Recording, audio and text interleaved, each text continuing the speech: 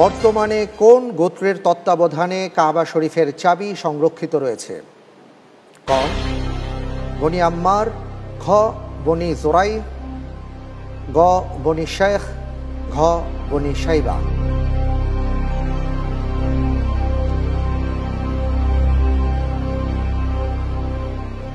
আপনার জন্য দুটো লাইফলাইন আছে, আপনি চাইলে লাইফলাইন ব্যবহার করতে পারেন।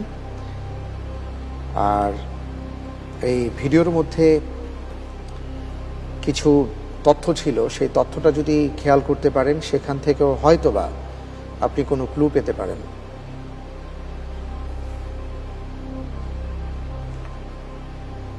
জি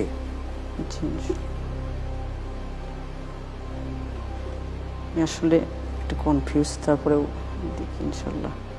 সাবি যে গোত্রটাকে দিয়েছে আল্লাহ রাসূল সাল্লাল্লাহু আলাইহি ওয়াসাল্লাম তাকে মানে চিরদিনের জন্য বলা যায় এরকম করে একটা গোত্রকে দিয়েছেন চাবিটা। আচ্ছা, জি, কিন্তু এটা গোত্রটা বানিশের, আমি আসলে হেল্পলাইন বা আছে যেহেতু আমি ইনশাল্লাহ ব্যবহার করতে চাচ্ছি। আচ্ছা, কনফার্ম লাইফলাইন ব্যবহার করতে চাচ্ছেন ইনশাল্লাহ। বিশেষজ্ঞ প্যানেলের সহায়তা। জি, আচ্ছা, বিশেষজ্ঞ প্যানেলের সহায়তা দেয়া হোক। অলরেডি ভিডিওর ভিতরে তো আমরা দেখেছি যে রাসূল সাল্লাল্লাহু আলাইহি সাল্লাম মক্কা বিজয়ের পরে সেই চাবিটা অর্থাৎ জাহিলি যুগের যে কওম বা যে সম্প্রদায়ের কাছে ছিল সেই সম্প্রদায়ের একজন সাহাবীর হাতে তুলে দিয়েছিলেন, এবং সেই সাহাবীর নাম হলো উসমান ইবনে আবু তালহা। এবং এই গোত্রের নামের সাথে প্রসিদ্ধ একটা হাদিসের কিতাবের নামের মিল আছে। আমার মনে হয় এটুকু কুলুই যথেষ্ট হবে। জি জি ইনশাল্লাহ। জি, যে ওসমান ইবনে তালহা এটা জানা আছে আমার, তাকে চাবিটা দিয়ে দেন মক্কা বিজয়ের পরে। হ্যাঁ, এবং চিরদিনের জন্য তাদের বংশের হাতে এখনো আছে চাবিটা। আচ্ছা, আরেকটা সাহেব মানে আমার হাদিসের গোত্র আছে ইমাম সাহেবানি, যে এটা হবে আচ্ছা ঘ বানি সাইবা। বানি সাইবা, জি। আপনি বুঝতে পারছেন যে ক্লুটা আপনি বুঝতে পেরেছেন এবং বনি সাইবা হবে।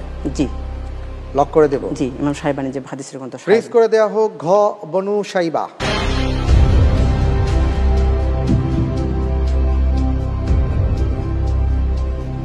শিহাব ভাই, জি, 10টি প্রশ্নের উত্তর অত্যন্ত চমৎকারভাবে দিয়েছেন। 11 নম্বর প্রশ্নে এসে আপনি একটু কনফিউশনে ছিলেন, লাইফলাইন নিয়েছেন এবং আপনি যেটা বুঝেছেন সেই বুঝের উপর ভিত্তি করে বলেছেন বনু সাইবা। আপনার উত্তরটি সঠিক হয়েছে, আলহামদুলিল্লাহ। জি, হাদিসের গ্রন্থের একটা নাম জানি যে সাহেবানি, ইমাম সাহেবানি আছে। আলহামদুলিল্লাহ, মাশাআল্লাহ। জি, ঘ বনু সাইবা, এবং কিয়ামত পর্যন্ত এই পরম্পরায় তাদের হাতেই থাকবে। আলহামদুলিল্লাহ।